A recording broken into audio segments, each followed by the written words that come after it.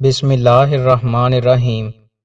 رسول اللہ صلی اللہ علیہ وآلہ وسلم نے ارشاد فرمایا، اللہ پاک فرماتا ہے کہ انسان زمانے کو گالی دیتا ہے، حالانکہ میں ہی زمانہ ہوں، میرے ہی ہاتھ میں رات اور دن ہیں۔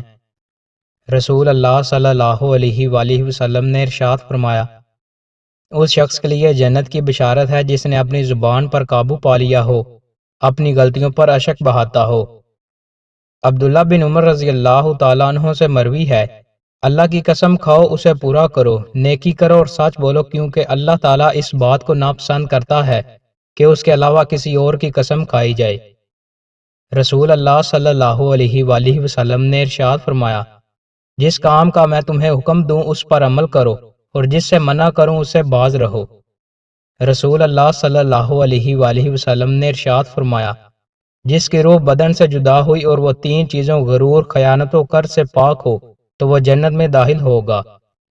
رسول اللہ صلی اللہ علیہ وآلہ وسلم نے ارشاد فرمایا، جو قرض لے اور اس کو ادا کرنے کی نیت نہ رکھتا ہو تو وہ اللہ تعالیٰ سے چور ہو کر ملے گا۔ رسول اللہ صلی اللہ علیہ وآلہ وسلم نے ارشاد فرمایا، اللہ کے راستے میں جس کسی شخص کو کوئی زخم لگتا ہے وہ قیامت کے دن اسی طرح تر و تازہ ہوگا جیسے زخم لگنے کے دن تھا، اس کا رنگ تو خون کی طرح ہوگا لیکن اس کی بو مشک کی طرح عمدہ ہوگی۔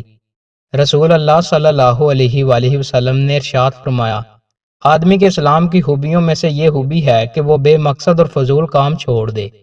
علامات قیامت۔ رسول اللہ صلی اللہ علیہ وآلہ وسلم نے ارشاد فرمایا، قیامت نہیں آئے گی یہاں تک کہ دریائے فرات سونے کے ایک پہاڑ کو ظاہر کرے گا، اس پر لڑتے ہوئے ہر 100 میں سے 99 لوگ مارے جائیں گے، اور ان لڑنے والوں میں سے ہر کوئی کہے گا شاید میں ہی بچ جاؤں گا اور سارے سونے کا مالک بن جاؤں گا۔ رسول اللہ صلی اللہ علیہ وآلہ وسلم نے ارشاد فرمایا، قریب ہے کہ دریائے فرات اپنے سونے کے خزانے ظاہر کر دے، اس وقت جو موجود ہو وہ اس سے کچھ نہ لے۔ دوستوں، مزید اچھی ویڈیوز کے لیے ہمارے چینل کو سبسکرائب لازمی کریں۔ بہت شکریہ۔